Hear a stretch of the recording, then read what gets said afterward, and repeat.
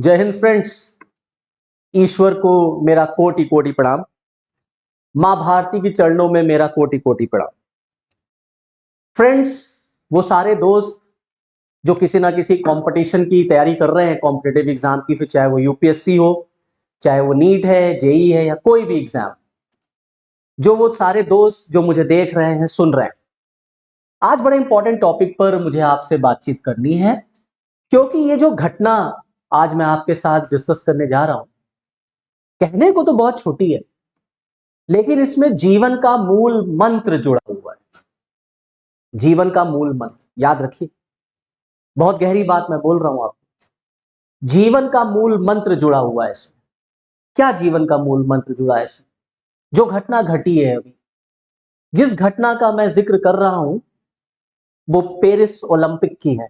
और वो Paris Olympic की घटना क्या है? हमारे जो महान खिलाड़ी, इस महान खिलाड़ी विनेश फोगाट, जो डिस्क्वालीफाई हो गई। क्यों हो गई क्वालिफाई? क्यों डिस्क्वालीफाई हो गई? 140 करोड़ लोगों का जो दिल है, जो उम्मीदें थी, वो टूट गई। हमने सोचा था कि इस रेसलिंग के मैच में गोल्ड मेडल आएगा। हम वेट कर रहे थे, इंतजार कर रहे थे गोल्ड मेडल का। लेकिन न्यूज आई रातों रात, फ्लैश हुई टीवी पर, सोशल मीडिया पर, डिस्क्वालीफाइड डिस्क्वालीफाइड। क्या कारण था डिस्क्वालिफिकेशन का? 100 ग्राम ज्यादा हो जाना। 100 ग्राम ज्यादा वेट, 100 ग्राम ज्यादा हो गया। 50 केजी से 100 ग्राम ज्यादा। कहने को तो 100 ग्राम ही है, लेकिन मेरे दोस्तों, रूल्स आर रूल्स। नियम तो नियम होते हैं।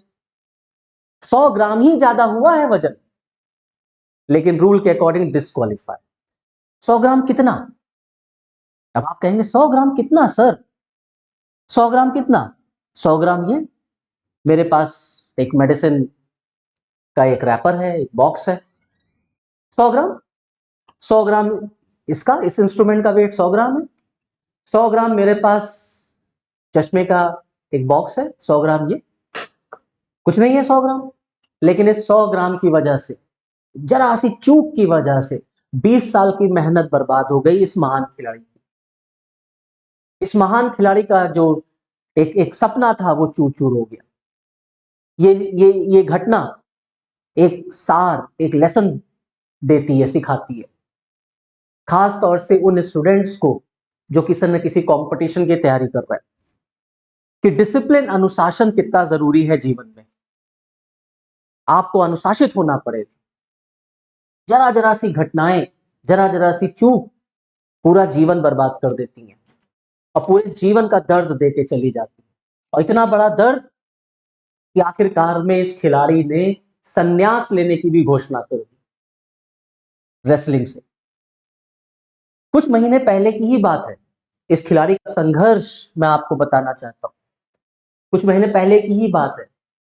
आपने देखा होगा टीवी चैनल्स पर, जंतर मंतर पे भारत के रेसलिंग के जो स्पोर्ट्स पर्सन्स हैं, वो जो हमारे यहाँ रेसलिंग फेडरेशन है, उसके जो चेयरपर्सन, उनके खिलाफ प्रदर्शन कर रहे थे, प्रोटेस्ट कर रहे थे। तब तमाम लोगों ने इसी खिलाड़ी को गालियां दी थी, ट्रोल किया गया था। तमाम लोगों ने क्या क्या नहीं कहा इस खिलाड़ी को। लेकिन वहां से एक खिलाड़ी निकली, और इस खिलाड़ी ने दुनिया को आंसर दिया, और दुनिया को आंसर शांति से दिया, चिल्ला के नहीं दिया। ये भी एक लेसन है कि आप आंसर दीजिए, उत्तर दीजिए, लेकिन इतनी शांति से उत्तर दीजिए, खामोशी से अपना काम करिए कि आपकी खामोशी दूसरों को जवाब दे जाए। चिल्लाइए मत, किसी से लड़ने झगड़ने की जरूरत नहीं, चिल्लाने की जरूरत नहीं।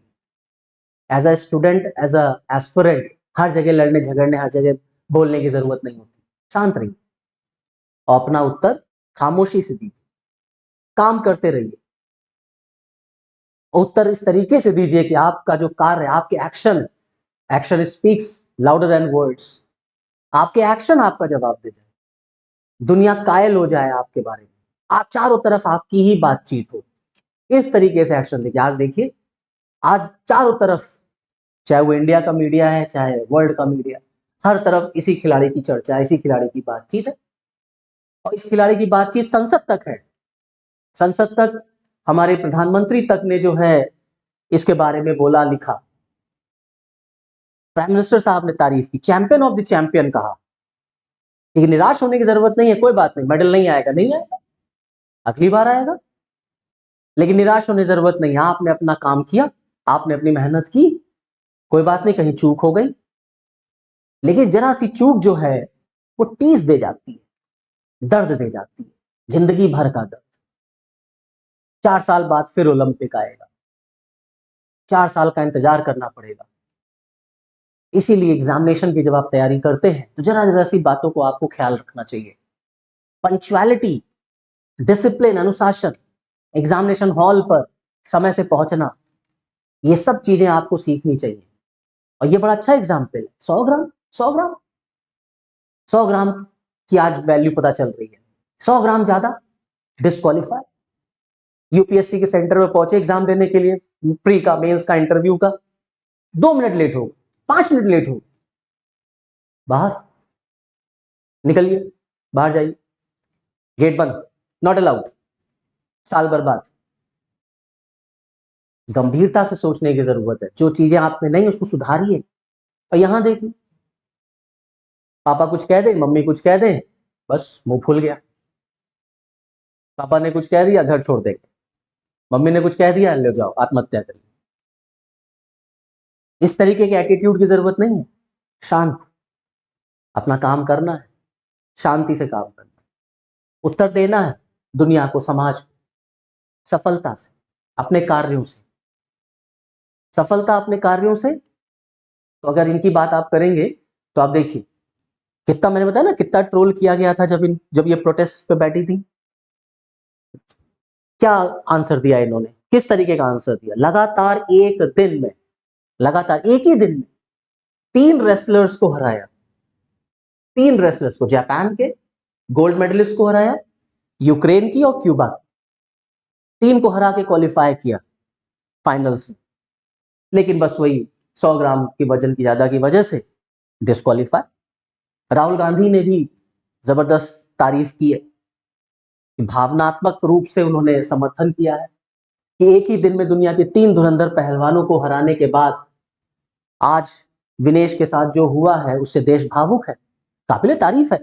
3 रेसलर्स को आपने एक ही दिन में हराया, फाइनल में पहुंचे, चूक गए, जरा सी गलती हो गई। इसीलिए इन सब चीजों पर आपको ध्यान देना है कि हमसे भी जो है कहीं ये गलतियां ना होने पाए। यही, इन्हीं के खिलाफ जो है धरना प्रदर्शन ये जो रेसलर्स थी वो बैठी थी, दे रही थी। तो ओवरऑल टोटल जो इस पूरी स्टोरी का, इस पूरे इंसिडेंट का जो मोरल है, जो क्रक्स है, वो क्या है कि आपको अपना काम करते रहना, कौन क्या कह रहा क्या नहीं कह रहा है उसकी परवाह नहीं करनी है। हमने एक चीज तय कर ली है, अगर हमने यूपीएससी तय कर लिया है, हमने कोई भी कॉम्पिटिटिव एग्जाम तय किया है, हमें उस कॉम्पिटिटिव एग्जाम के लिए लगे रहना, तन मन धन से, सब कान वन सब बंद, किसी को नहीं सुनना, सिर्फ अपना काम करना है। आपका काम आपकी तारीफ करेगा, आपका काम आपके बारे में बोलेगा। जब तक आपको अपने लाइफ पर खतरा ना हो, उलझने की जरूरत नहीं है किसी से, सिर्फ काम करते चलिए। तो that's all from this lecture. Okay, thank you, जय हिंद।